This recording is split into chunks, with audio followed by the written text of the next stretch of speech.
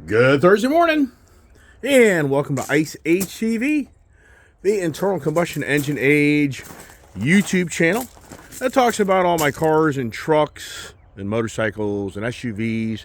Hey, the pond is icing over. Wow, it is cold up here. I told you, it's cold up here. Yeah, the dogs, the trucks, my attitude, life, the adventures. Good Thursday morning there. Appreciate everybody that tunes into my channel. Really do. I really do appreciate the people that really do subscribe and really send me nice comments. I'm just taken back how many people have emailed me and just have congratulated me on my 10K day yesterday. Or shortly after I made my morning video, I hit the 10K subscriber mark. And just so cool that so many others out there are just so much on the page of who we all are, and just like, wow. So thank you very much for each and every individual personally emailed me have just such nice comments. I mean, it's just like, wow. Just really taken back. It's just so cool. And so let's keep the channel going, right? It's not easy. It's a lot of work, but I enjoy it. I just enjoy those things, and hope those that tune in my channel get the enjoyment out of it, because I enjoy doing it. And to your right, back to the job. Back, you get the big reward, and yeah, back to the job. And here you are, the ICE HEV sticker. Okay, ICE HEV sticker. You can get that. ICE HEV comments at gmail.com. What's interesting is I didn't get a ton of people really reaching out to get the sticker and the $20. Did you just hear me? Yeah.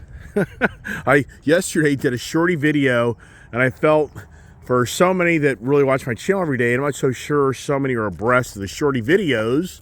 And so I said yesterday, hit the 10K mark, and I'm doubling the deal. So I said, I'll send you a sticker. If you email me, give you your name and address, I'll send you $20, okay, just for being a participant, and just to me to reward you for being who you are. And I actually got 8 responses, so it's not like it's a huge gathering of people begging for money or stickers. But here's the good news.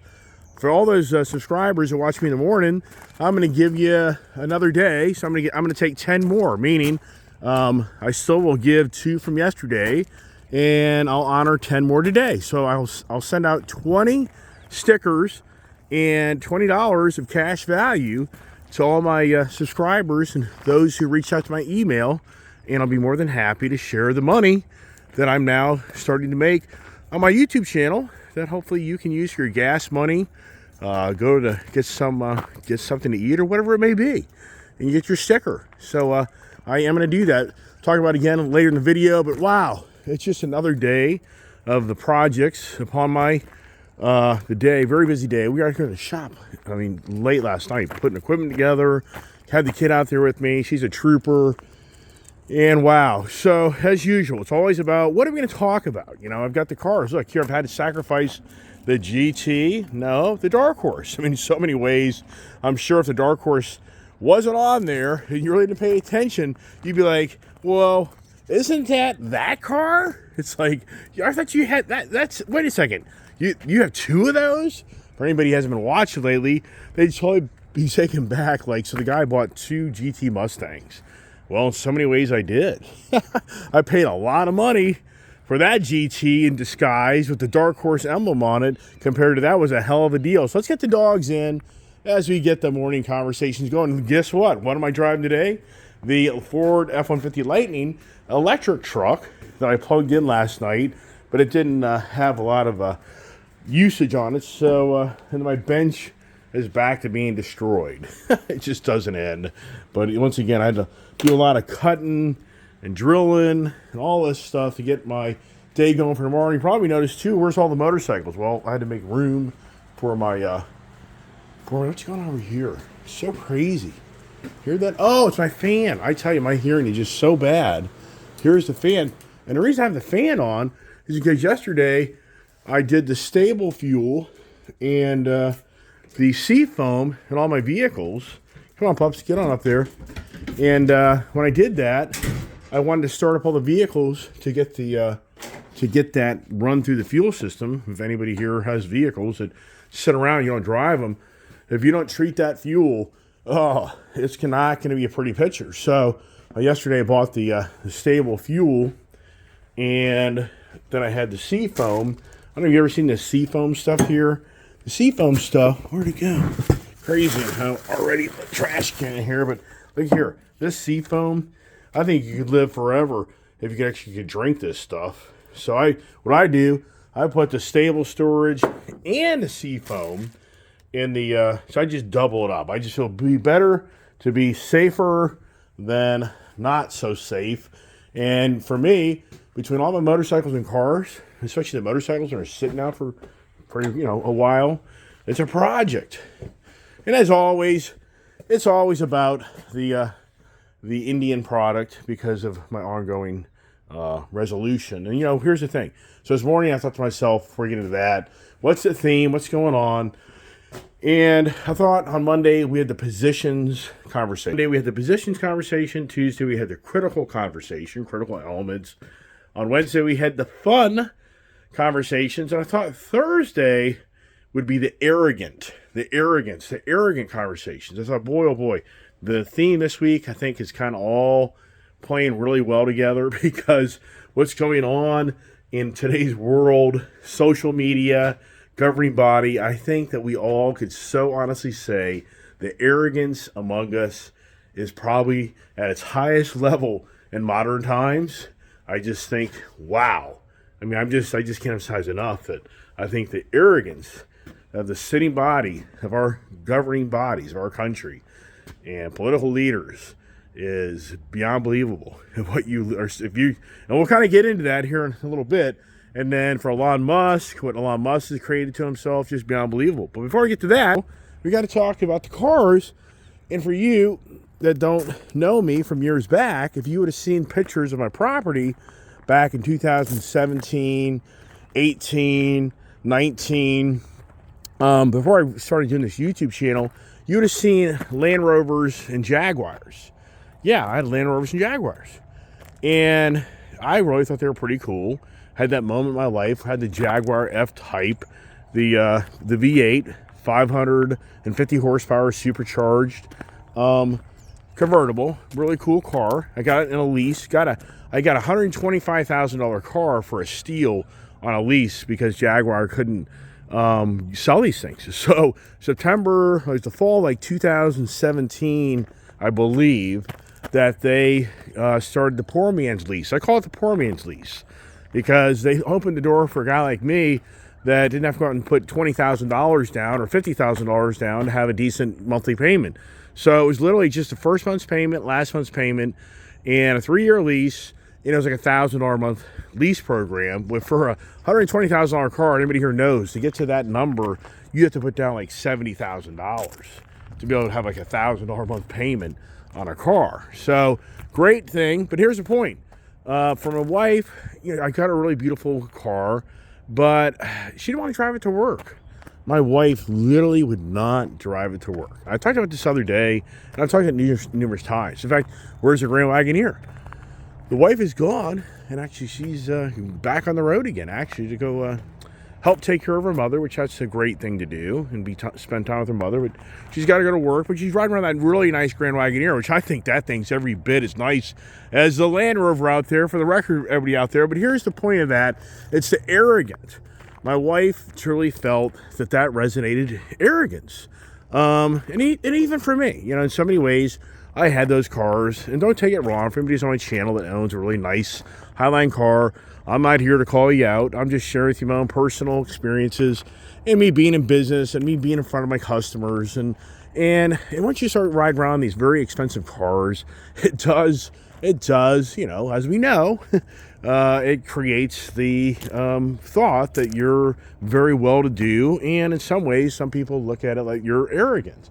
Once again, it's all about what we drive and how we dress, how we talk. It all adds up to kind of how people feel who you are and aren't. And cars, in many ways, so much project onto others of who we think we are. And so my wife, she just would not drive that car to work. Wouldn't do it. And just sat and drive all the time. I mean, just like this Ford Mustang Mach-E. It sat in the driveway all the time. And I just got to the point, I was like, you know what?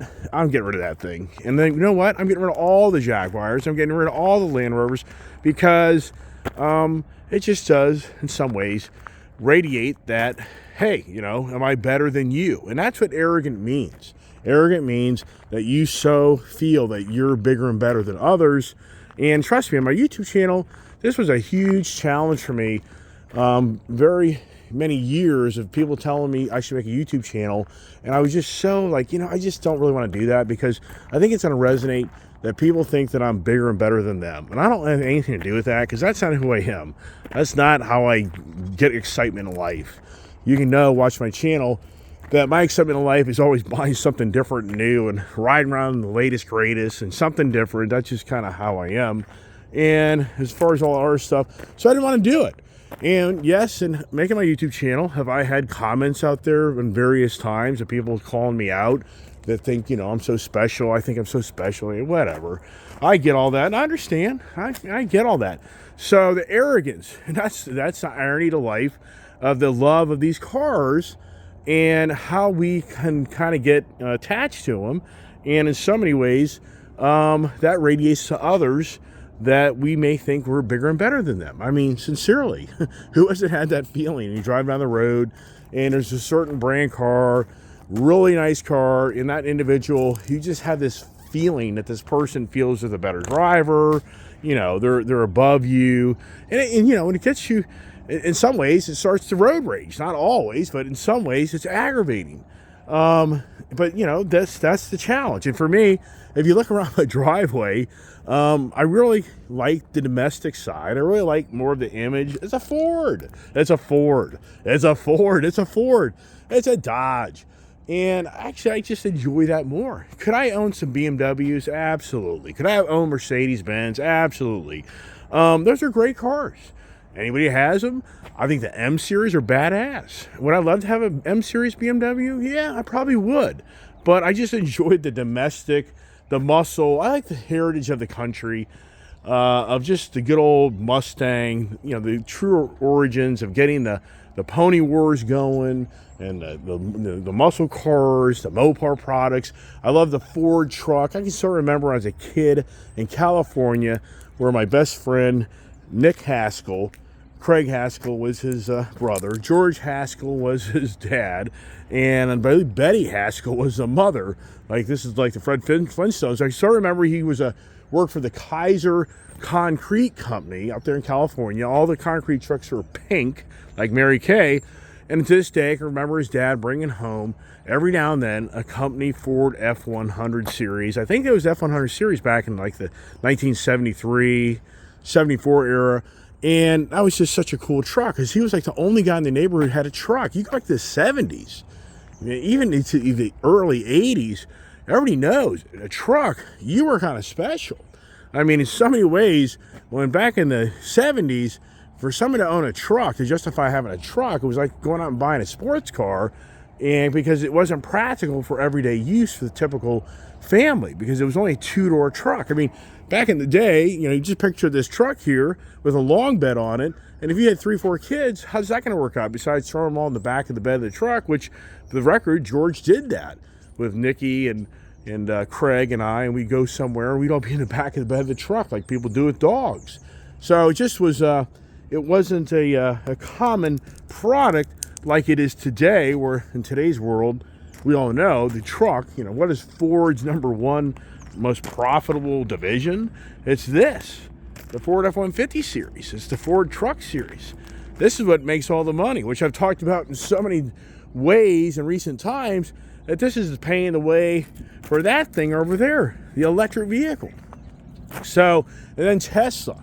I mean, Tesla, I so believe that the Tesla product truly was about, you're very successful. Tesla was such an expensive car, and it still is in so many ways, but I've always felt, and don't take it the wrong way, for the Tesla people there watch my channel, I'm just sharing with you that you know as well as I do, that you go 5, 6, 7, 8 years ago, and you bought a high-end Tesla, you were looked at as an individual, as a very successful, well-to-do person. And in some ways, it flaunts the arrogance. I mean, it's just the way it is. That's one of the things that I think sometimes holds people back from buying high-line cars, because they feel like then they've outdone their neighbor And they don't want to have their neighbor feel that they're trying to say to them that I'm better than you. That's challenging. And I understand that. And I think somebody as well could resonate with that. And that's why the Tesla crowd, in so many ways, some people call them the cult crowd because of Elon Musk being such the more unique individual that took the electric technology and ran with it and was able to overcome all of the negativity to the positivity, which you need both of those, neutrons, protons, electrons, all to make all that work in the electric battery world. And once again, he's persevered. But wow, what is going on with X? I mean, what's going on with X? I mean, sincerely, what is going on with the X factor with Elon Musk? Because it's bad for Elon Musk. I'm drinking my coffee. And I'm not here to enjoy my Ford cars and trucks. I just love the Ford F-150 here. I call it the race truck. Need to get the personalized tag, race truck, for it. I just love the Ford GT. The kid so loves that car right there. I think it's interesting how my friend Chris, it's pretty funny. He got a kick out of it. How Chris, my friend, I talked about yesterday on how I said, we have 3 Mustangs now. We can go do the car show together and have a nice little day on Sunday. And his response to me, and we were texting back and forth, was the Mustangs, they smell. They got a funny smell to them. Like, wow. So I got to thinking yesterday for Herman. I met Herman at the Thanksgiving gathering, pre-Thanksgiving gathering of the friends at his house here a few weekends ago. And I met a gentleman named Herman, Chris's good friend, that sells cars and trucks for Ford brand, Ted Britt Ford in Chantilly, Virginia, if you need a sales guy named Herman. And I just thought it's funny that I would mention today that, hey, if you're listening, Herman, Chris basically says that you sell stinky vehicles. Your vehicles stink. How'd you like? What are friends for, right? What are friends for? Okay, man, come on over and test drive one of my cars because it really has a foul odor to it. And I know you're going to break out in hives and be vomiting before you get out of the car. Now, on that note, I'm sure the Mopar people, the Chevy people, they're like, well, it doesn't even have to stink. I just look at the damn thing or I drive it and I just feel like that way anyways. And it's so true. I mean, the seating posture, everything that car Mustang is compared to like the Dodge is so different in the way you sit in the car and the comfort features. Now going over here to the Indian product, I mean, which brand? We all know we got BMW, right? Do we have the BMW brand? We got the BMW brand. But I don't have a BMW, but what does that reflect in the motorcycle field? I think that reflects more, not arrogance. I think just a really well-built motorcycle, but a lot of people will call that out. But here's the thing. Indian update. Indian's really buying this bike back. They emailed me all the documentation. I have gotten all the documentation for the most part, and I'm emailing everything back. So this looks like this thing here isn't going bye-bye, but the Indian Pursuit that looks like this, more or less, the color, that is the smoke, whatever you call it. I can't keep track of all these different names, these colors and everything, but the Indian Pursuit, that transaction, them buying that back, I would have to say that it's possible before the end of the year they reverse all my monies back, and then what do I do, right? There's the danger, So I get the monies, and what am I going to buy next? And here's, as usual, here's the Triumph, and just I brag about it every day of my life. But anyways, going back to the arrogance of the cars, and so then okay, I'm sure some will say, but you have so many cars and so many trucks. In so many ways, you're just flaunting yourself you have the arrogance that, oh, look at me, I have so many cars. Well, here's the truth. I've had tons of cars for the last, I would have to say 24, 25 years, at least. I've always had like 8 or 10 vehicles. Back from like late 90s, when I really started getting going in my career, my business, I've gone through a lot of hard knocks. And that's what's challenging being a business person. So you see here, this is really where my career really took off, was when I got into the public telephone business. And for anybody out there that's in sales, and understand that the arrogance. When you have to deal with going up against a customer and you're wanting to try to persuade them to do something or buy something, and you deal with people who have a lot of money, it's challenging because they can become across as very arrogant and make you feel like the peon. If I felt like a peon many days walking out of doors of businesses, you better believe it. I mean, it's very challenging. But I think another thing that I want to kind of change that in a different direction is I think so many here right now would have to honestly say that the arrogance of the car industry during the pandemic was huge. I mean, sincerely, the arrogance of the car industry, and I know people that are in it, and I know people that were doing things, but here's the thing, look at this here, I'm kind of noticing something right now with this car being outside. Look at the Brembo brakes, black colored, versus look at the GT where they paint in the blue. It kind of goes, I mean, which looks better? You know, in the sun, when that car's hitting just right, that blue Brembo paint scheme, I think, would have been pretty cool on this car here. I'm kind of surprised the person that ordered this, they didn't do that. I guess they just wanted more of the blackout theme. Tell you, my hands are freezing. It's cold out here. Look at my pond. Yeah, if I skated in my pond, it's been years. We've had such mild winters. We haven't been able to skate in that pond in years. It's just crazy in how we've had such mild winters. We just don't have long-term cold. Like today's back in the 50s. Yesterday in the 30s. But here's the thing. So that's one thing that really drove this conversation this morning, is the arrogance of what we've experienced as the consumers of the car industry and what the car industry, and I think in so many people's views, has abused. And that's what goes into the conversation of the government bodies and what now is being spewed out of people's mouths about where things are going next. But I'm sure that so many here would say, yeah, it's incredible on how during the pandemic and then even after the pandemic, I wanted to go buy something, and the attitude of the dealership was very arrogant. Basically, be so lucky to get one.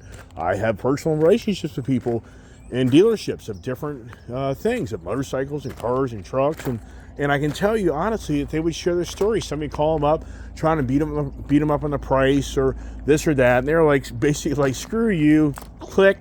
You know, I want nothing to do with you because I know I can get top dollar for my cars and my motorcycles, and I have no time for you because I know that I'm getting the big money, and I'm just, you know, and so it's basically arrogance is where somebody doesn't want to listen to somebody else of their different views and ideas, and they don't want to learn, and that's, you know, that's part of the arrogance type of relationship that people create upon other people, is because who hasn't had the arrogant boss?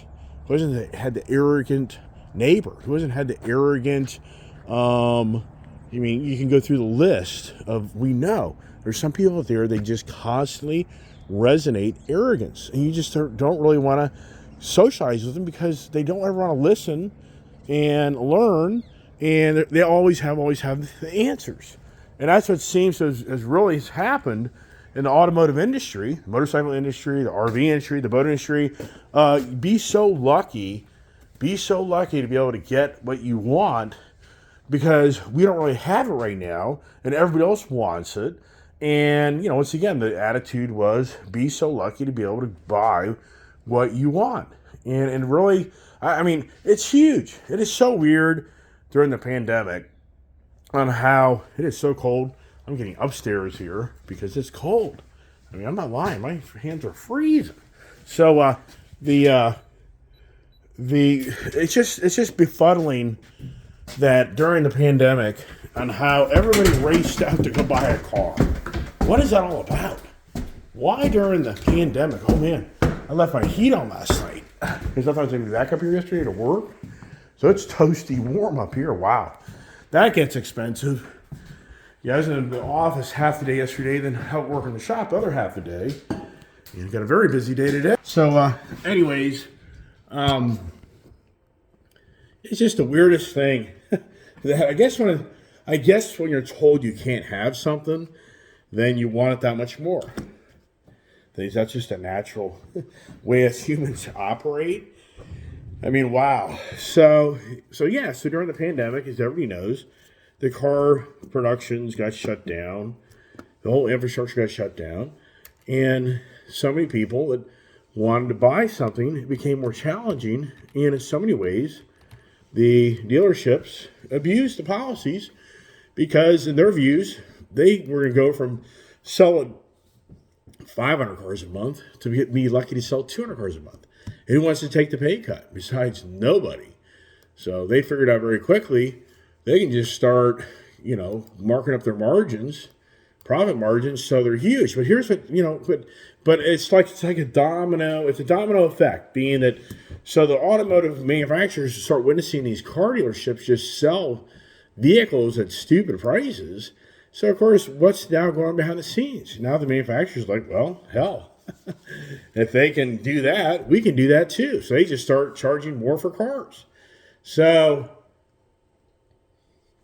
at the morning news here anymore with the crazy things are going on. So for so many of us, the aggravation of the ignorance of these dealerships, I'm sure I've seen it in my channel.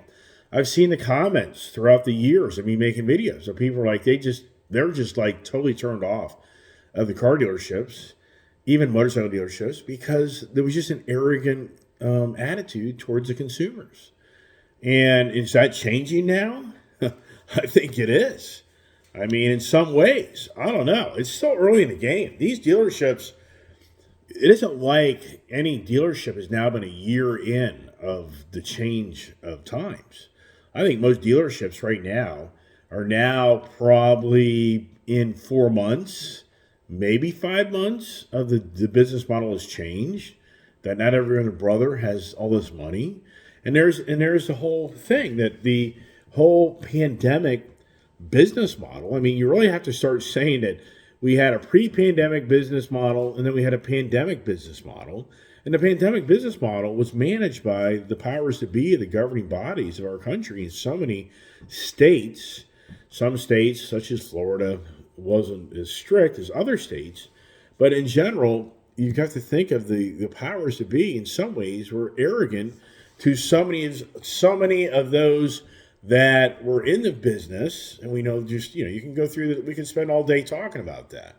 But the point is, it created a whole different business model that in so many aspects rewarded the automotive industry. It's incredible on how, we realize it or not, when the pandemic came in March of 2020 and the government really just shut everything down, the Automotive Dealers Association in each state was able to very quickly lobby that they were an essential business, which in so many ways, I don't disagree about that they're essential business for the well-being of people to be able to drive and get their cars fixed.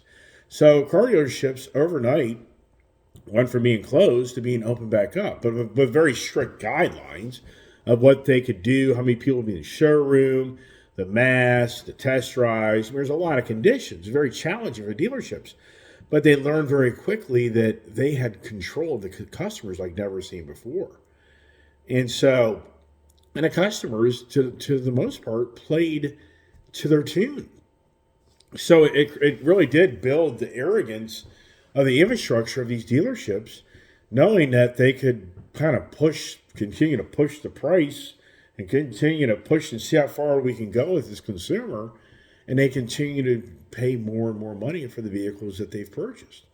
I mean, it's just beyond unbelievable. I think that most people aren't fixated on this stuff, but I'm telling you, the profit margins that were made during the pandemic and shortly thereafter the pandemic are the most profitable years ever in the whole automotive industry ever. And now the saying, for the most part, is those days are done. Jim Coons, the Coons organization, has sold out. But he sold out this past summer. It just didn't become public knowledge till here in the last few months. Why? Because his business model was at the highest ever. You're really only going into the first quarter, second quarter of this year still was a pretty good, decent, market. It's now this third quarter, fourth quarter, where the true colors are starting to show of how the consumers have run out of money, and the consumers and the manufacturing, I should say more so, is caught up to now bloating these inventories of car dealerships that we haven't seen now since pre-pandemic times. So it's a whole new ball game, And so now does the consumer become arrogant to the dealer? So that's what you'll hear. You'll hear an individual who's been in the industry 20, 25 years. They'd be like, yeah, but hey, Mr. Iceman, what you don't understand is the arrogance of these consumers coming to us and telling us what they're gonna pay for the car. Because there's so many other dealerships out there with the same car. I can assure you there's many stories. Because I mean, do you remember the 10,000? In fact, today I thought to myself, do I make it to 10K day? Because of me hitting 10,000 subscribers, the 10K days. I remember 10K off a truck. You remember these things? I mean, 10K off cars. Does anybody remember 10K, 10 grand bought you a decent used car? Does anybody remember 10 grand actually probably got you a lot of things? I mean, so I was thinking, yeah, the 10K day, wouldn't that be so appropriate to where we are because of the inflation that is very, it's real. I mean, I saw an article yesterday of a 2020 grocery bill receipt to a 2023 grocery bill receipt, and it's a solid like 34% more. So, I mean, when it comes down to the food sector, you're paying 34% more. It shows like one bill was only like $45 or something like that, and then it was like $68. And then it shows a bill of like $280, now like $345. And so, what's interesting about all this is they're now starting to hear from the sitting powers to be the price control, price gouging. And so for the arrogance, I'm sure many people feel like a lot of these corporations and businesses have, and that's what's out on the street now. If you're really watching news now and you're hearing the highlights of news, it's now all about Joe Biden is calling out businesses for price gouging. And it's to the point that the government thinks they're going to get involved and start controlling the pricing of what businesses can charge. Wow. Has anybody heard of Venezuela? I mean, it is so incredible where we are with the mindset of the political powers to be of our country. And so many people support these politicians that continue to point the finger only one way. Remember, the government points the finger just one way. You're the problem. I mean, you're the problem. That's the constant thing is you're the problem. Never they're the problem. No. Will you ever hear a political politician raise his hand and say, we are the problem? No, it never happened. It's not going to happen. So now that's what's the next big thing is, in so many ways here, is big government getting ready to go after big business, I imagine small business too, on what they feel is now that the country is in a price gouging and inflation's all because of price gouging of small business. But the government doesn't want to step back. Joe Biden doesn't want to talk about how he shut down all these businesses and people had to let everybody off. You know, Joe Biden doesn't talk about how the federal government sent people checks to reward themselves between the federal government's check and the state check, that people would stay home and make more money than actually going to work. So for the small business owners, they were at the mercy of not having many people work for them anymore. And then, for the record, to lure these people back, you had to offer them more money than they used to make to be able to get them to come back to work. I mean, it just befuddles me in how people's minds just, they only focus on somebody saying something that's a politician, and then they come to closure that guy's exactly right in what he just said, when they're so wrong. And it's the arrogance of these individuals that the Bernie Sanders, the AOC, the what's the lady up there out of Connecticut or whatever. You can just go through the list of all these political figures: the Schumer, the Adam Schiff, the Jerry Nadler, the Nancy Pelosi. It's always the same characters. They're always pointing the blame on everybody else besides themselves. And so you go, but aren't you the guys that were, doing so many things during the pandemic? And the federal government, and gave out a lot of money, and it made it much more challenging for businesses to keep the doors open and to survive, which a lot of businesses didn't survive. But what about all the money the federal government gave out during that time? But the biggest thing here now for me is what's very interesting is on how this price gouging by the businesses. That's. I mean, I'm telling you, this is real stuff.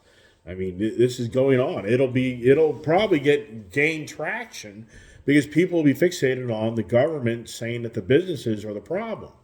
But we step back and say, but yeah, Mr. Joe Biden, you just passed the Inflation Reduction Act bill that's worth $373 billion of tax incentives from the taxpayers that are going to pay into this fund to enable the green agenda to advance. That's not advancing. And more than ever, an whole article yesterday that I read about how all these investors, the green agenda, they're bailing ship left and right. Yes, it's been actually going on for the last 3, 4, 5, 6 months. They're seeing their investments aren't going to get them squat. So they're pulling the rug out from many of these investments that's being funded by the the IRA. So you say, yeah, but how is it fair that you as a government official that comes across very arrogant because you don't want to listen to the views of others, telling you that this green agenda thing isn't going to play out the way you think it is? And for the green activists, the same thing. The green activists, these are very arrogant individuals that tell you the way things are going to be tomorrow. I mean, wouldn't you just have to all of us here agree that the green agenda activists, aren't they just arrogant?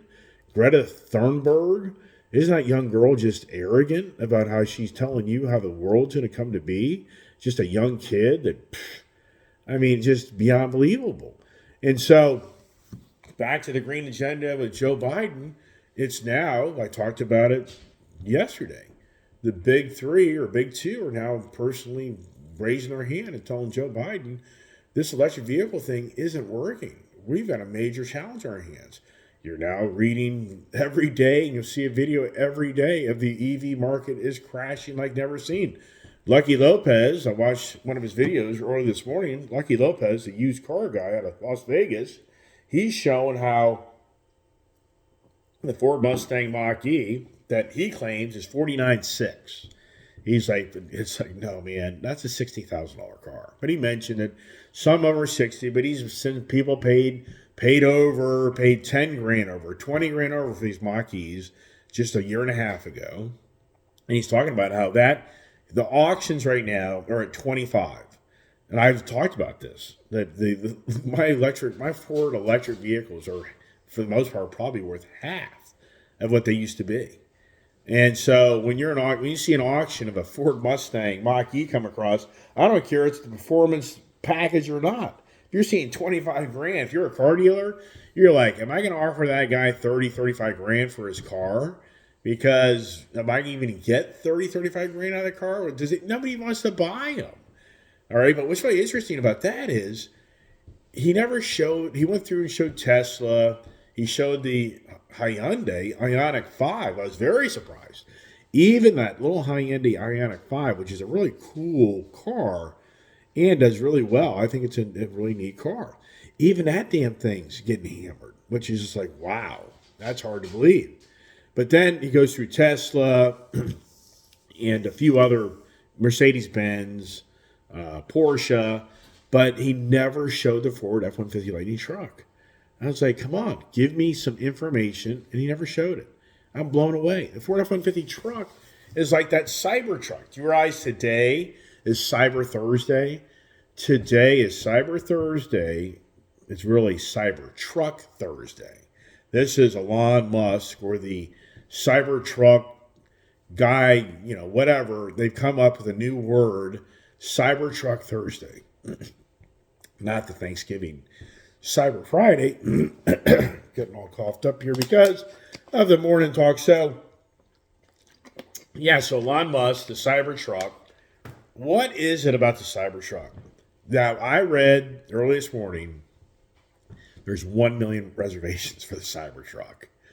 In November of 2019, when Elon Musk showed what they're going to bring to the market, yes, 1 million people put reservations in for that truck. All right. Right now, today, a whopping 10 people are getting deliveries or highlighted deliveries of the Cybertruck. Right now, their goal is 250,000 Cybertrucks a year. These trucks are coming out of Austin, Texas. And so you think there's a million reservations. So that's 4 years in the making for you to get your car. But it's really longer than that because you ordered it back in 2019. So you're talking about a guy that in 2027 that ordered his car in 2019, it's finally getting his Cybertruck. I mean, are you kidding me? What is it about that Cybertruck? And what's interesting is if you were really listening to my channel here a few weeks ago when I was talking about Stellantis bringing the new generation of their electrified trucks and their hybrid trucks, well, for the record, the REV, the Ram Electric Vehicle, that's what it's called, it outdoes the Cybertruck. Yes, it outdoes it in power, it outdoes it in payload, it outdoes it I think in range. I think the REV and anybody that's a Tesla Cybertruck fan, look it up. Prove me wrong. I'm pretty sure the Rev is going to outdo the Cybertruck. But okay, you've got the Lost in Space vehicle. If anybody here is the age I am, they know the Lost in Space series.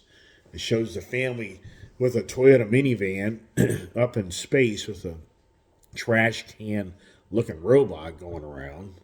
Yeah, so the Cybertruck. What is that all about?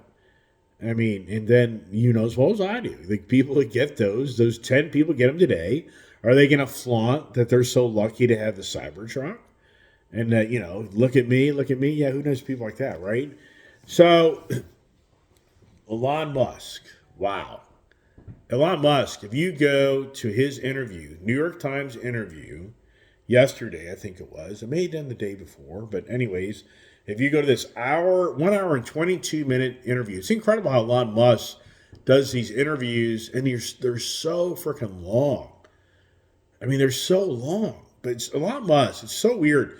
When Elon Musk talks, I mean, for me, don't get me wrong, I'm not here wanting to be critical of Elon Musk, but when Elon Musk talks, he says something, and then he completes his thought. I mean, that's how Elon talks. So it takes forever for you to kind of, and since I have bad hearing, without closed caption, with his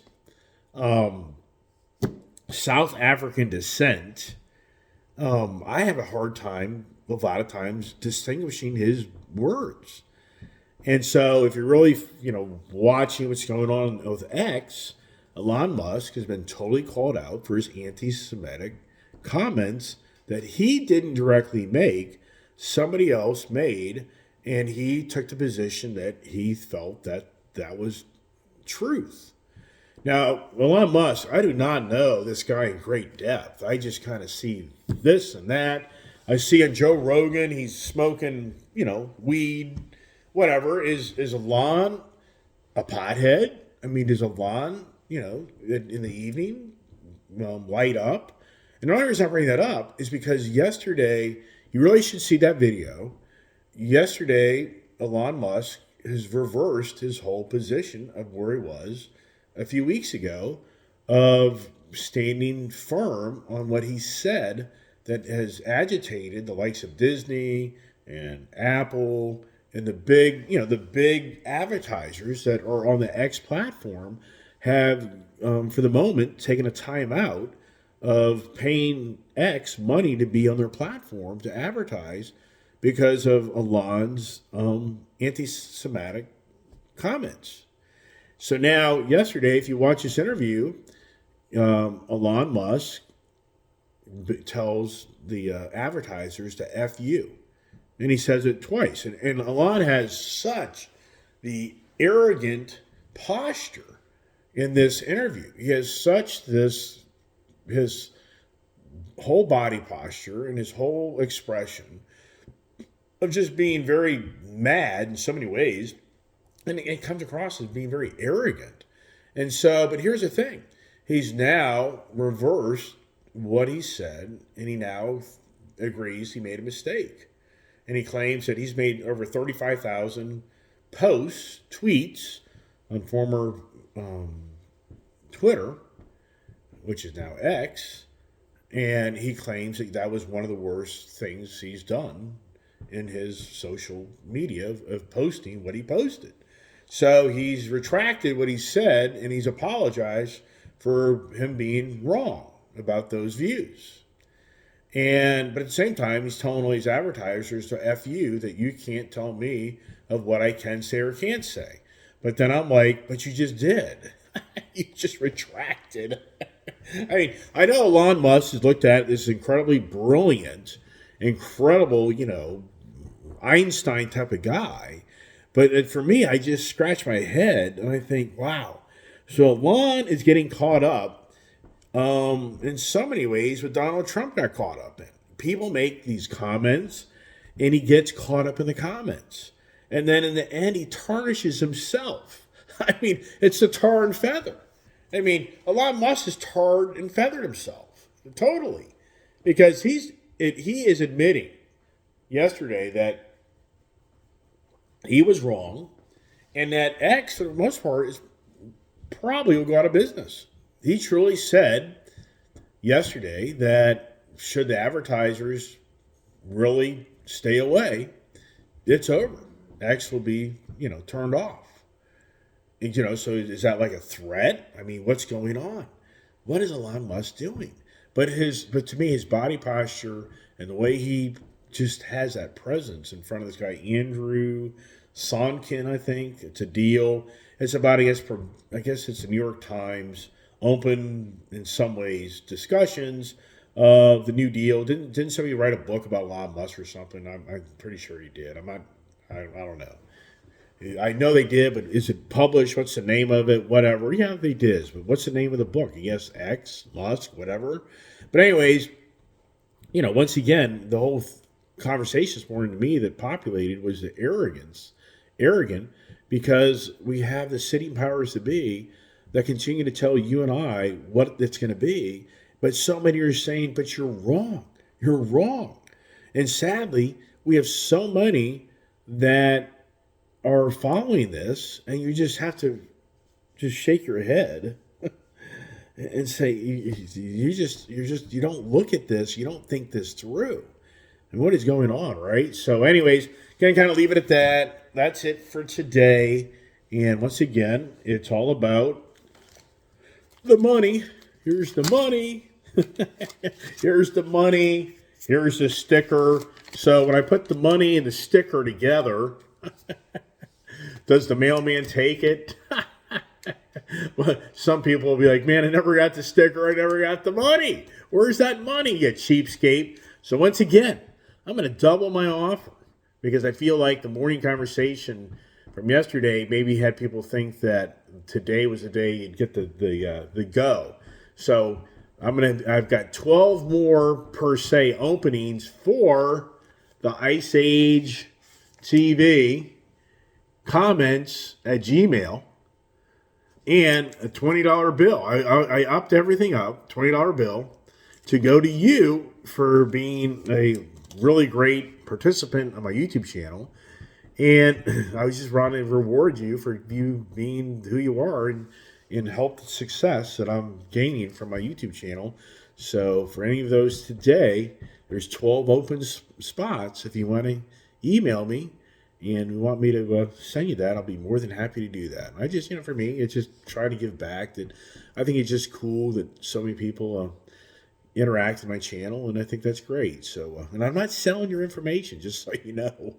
Part of me says I should just write you an Ice Age check, But, see, as my channel grows, I've got other ideas, too, as time goes down. I even had an idea like, nobody responded for that, nobody responded from the 10K thing. Hey, this one person responded. I just sent him $100 bill, just to okay, if you're listening.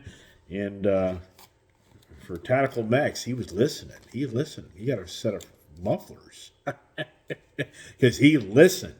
That's the thing. Do people listen? All right, everybody. Long channel, long video. I know. I get it. Everybody have a great day. Stay safe. Share the channel. Let's all grow together, right? So have a great day. God bless. Stay safe. Stay tuned.